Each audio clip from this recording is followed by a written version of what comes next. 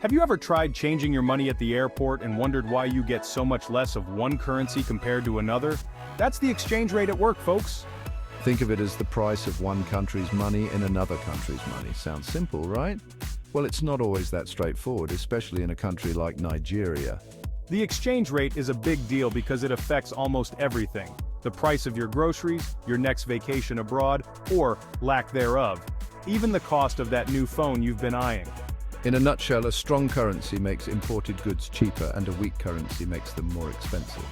Now, imagine a country where the exchange rate is about as stable as a unicycle on a tightrope. Yep, that's Nigeria for you. The value of the naira, Nigeria's currency, has been on a wild ride, and trust me, it's been one heck of a roller coaster. So buckle up as we delve into the curious case of Nigeria's exchange rate drama and how it affects you, me, and everyone we know. Nigeria operates a managed float exchange rate system. Sounds fancy, right? Well, it basically means the government tries to control the value of the naira against other currencies like the US dollar. Think of it as trying to walk a hyperactive dog on a leash. You try to keep it in check, but it still manages to pull you in all sorts of unexpected directions. The Central Bank of Nigeria, CBN, is the main player in this exchange rate game. They use different policies like setting exchange rates and limiting access to foreign currencies to try and stabilize the naira. They're like the referees on the field, trying to keep things fair, or at least trying to. However, things aren't always so simple. Nigeria's economy heavily relies on oil exports, which means when oil prices go down, the naira tends to follow suit. It's like a game of economic dominoes, and sometimes it feels like the dominoes are falling in slow motion. The impact of these fluctuating exchange rates on everyday Nigerians is about as subtle as a drum solo in a library. Remember that dream vacation you were saving up for? Well, thanks to the naira's unpredictable nature, it might remain just that, a dream. Imported goods from cars to electronics become way more expensive.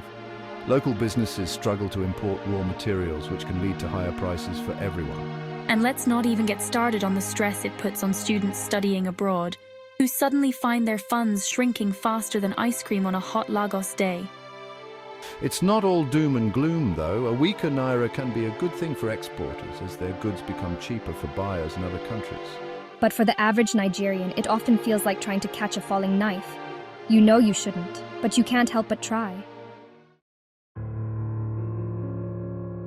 Here's where things get really interesting or confusing, depending on how you look at it. Nigeria actually has multiple exchange rates operating simultaneously. There's the official rate set by the CBN, and then there's the parallel market, also known as the black market, where you can exchange currency at a different rate. Think of it as having two different prices for the same item at the supermarket. One official price and one special price whispered to you in a back alley. The parallel market exists because of the limited access to foreign currency through official channels, forcing people to find alternative and often riskier ways to get their hands on dollars or euros. This dual exchange rate system creates all sorts of distortions in the economy. It can discourage foreign investment, encourage corruption, and make it difficult for businesses to plan for the future. It's like trying to solve a math problem where the numbers keep changing every time you look at them. So what's the solution to Nigeria's exchange rate woes? Well, if I had a magic wand that could fix it, I'd be on a beach somewhere sipping on a non-imported cocktail right now. But alas, the reality is far more complex. Some experts argue for a free-floating naira, allowing market forces to determine its value.